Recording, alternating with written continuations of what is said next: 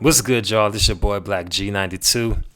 This is another of your boys' quick reviews, which I review albums, mixtapes, EPs, compilations, playlists. Since your boy Drake made one about maybe 7 years ago, 2017 to be exact.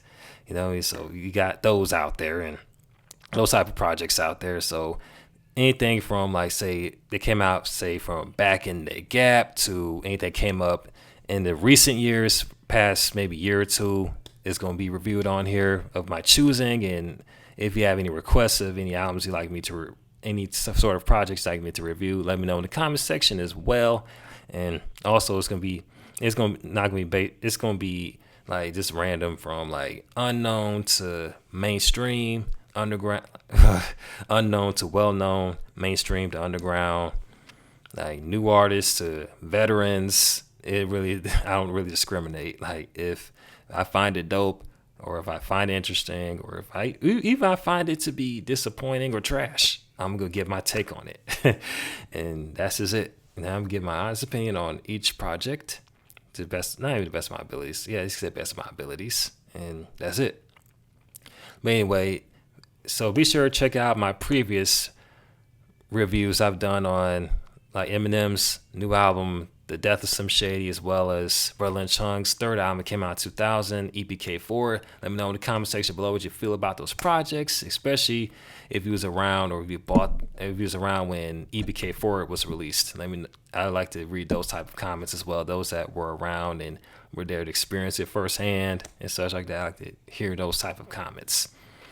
So this afternoon I'm doing my review on Memphis legend, producer / rapper DJ Paul of 3 6 Mafia, and his second album which is titled Skeleton, same name as his record label Skeleton, which album was released under, as well as Hypnotized Minds as well, which was him and him and Juicy J's label that lasted for a good minute too. I don't know if it officially just disbanded or it was just went inactive after a while.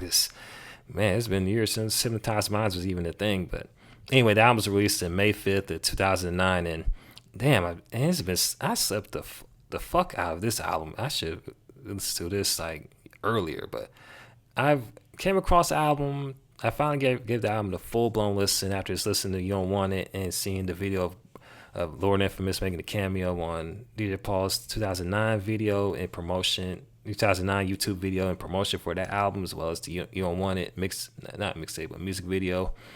And was pleasantly surprised and excited to see Lord Infamous back working with DJ Paul. They kind of start off together and they're related.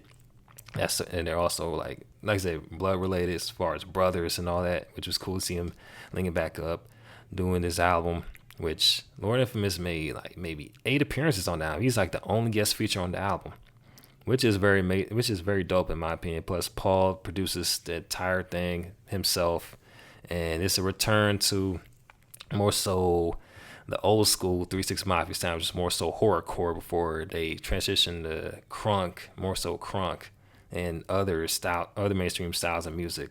And this album definitely delivers on that aspect of kind of that return to the dark sound, especially on the intro. It's quite sinister as Paul kind of asks someone to pass him liquor to get his mind right, and tells the listener the same thing, kind of get their mind right on some liquor, whatever. And first track, You Don't Want It, very banging track. Paul delivers on his like on the beat as usual, as well as like his verse. And Lord Infamous kind of brings back his like Mystic Styles to say the end, bits of world domination flow, which is like rap super quick and just kills it. And it's just amazing just hear him after surviving a stroke. Like that man still got it, still can spit with the best of them even after having that stroke early on. I forgot when he had that stroke, but that man came through this spitting like it was nobody's business. And that's like one of my favorite songs off that album. And another favorite song of mine is the song I'm Drunk. It's like one of those type of get lit type of records, the way 3 6 Mafia does it, and you already know how to get down with them type of songs. And It's pretty nice. It's like the last track on the album. It's also the last track that Lauren from Miss makes an appearance on.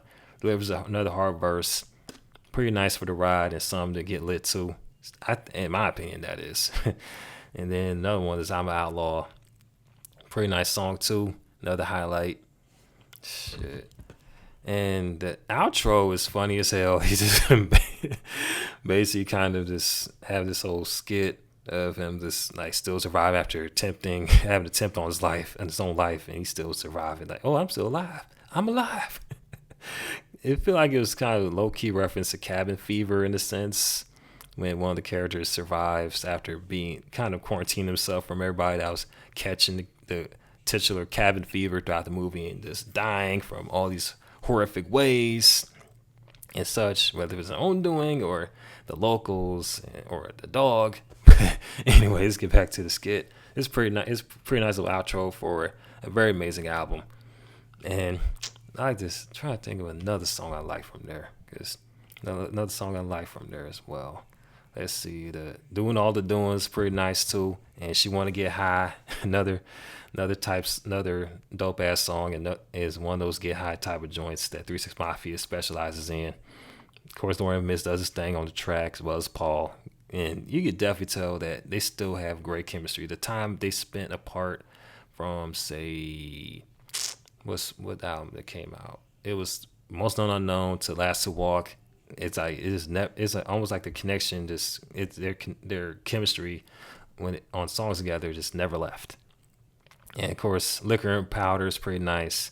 Juke, and the hook. If it's self-explanatory with the hook, as far as the juke dance is very popular in Memphis, and like of course, like. And the beat's pretty catchy and it gets you moving. Even though he may not do it to say the titular dance move, it gets you moving and grooving. And of course, if you lit, it's a pretty nice song to listen to. Lauren Miss comes through with another like dope ass verse on there. Fits well with the song.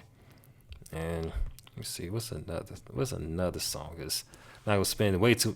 Of course, Pop a Pill is pretty nice from what I heard, because I was in the shower vibing out to it. But even then, the first time I listened to it years ago, maybe in 2016, 2015, is one of those years. It may be 2016 I first listened to it. I thought it was pretty nice. Another get high type record. And another song. I did say I'm an Outlaw. But all the songs on here, they were dope. But the ones I just named are like my personal favorites. I thought were the best songs on the album. So, pretty worthy follow-up to Paul's first album, Volume 16 for the Summer, the Underground album, which came out in 2002. I might do a quick review, give my take on the album, because it's been some years. I don't want to say it's been some years. It ain't been that long since I first listened to the album either, because I listened to that one the same time period I listened to this album. So it just showed how much I've just slept on Paul's solo joints. You know what I mean? Because like I've been bumping 3 6 since faithfully since 2006, but I've heard their stuff like earlier than that, but I didn't really start getting into their catalogs till 2006. I would say, and been like listening to their stuff here and there throughout the years, and them dudes got that heat, man. And plus, not to mention, very influential. But back on this album, like it's very good. It's a very good album. I recommend for those that's a fan of DJ Paul's solo work or any sort of 3 6 Mafia albums, or you're a fan of, say, Memphis Southern rap scene, or just a fan of like that, or just a hip hop fan in general. I recommend you give this album a listen. I'm sure there's still physical copies out there, and it's on every streaming platform. Very good, dope album. I give this about a 4. Give this about a 4 out of 5, man. If I had to give it a rating, as far as 4 mics out of 5, pretty solid album. Great return to the old like Mystic Styles vibes that Paul and Juicy pioneered. It's pretty nice. And sound like people are active outside of my room, so I might go ahead and see what they're talking about. And what else I gotta say about this album? Oh yeah, by the way, it was recorded. Matter of fact, it was recorded in 2 different locations. It was recorded in Skeleton Studios in Memphis and Los Angeles. Interesting to say the least. It made sense that the album was recorded in Memphis, but Los Angeles is pretty interesting. But then again, Paul was staying out there in L.A. and such. I think he stayed in Vegas, but sure he had a studio in and I know he spent a lot of time in Los Angeles because of the show. What was it? Adventures in Hollywood. I might do a separate video on that. And of course, the entire album was executive produced by him. So shout out to Paul for executive producing a dope ass album. But yeah, this your boy Blak G 92 about to sign off. Holla at your boy. Peace.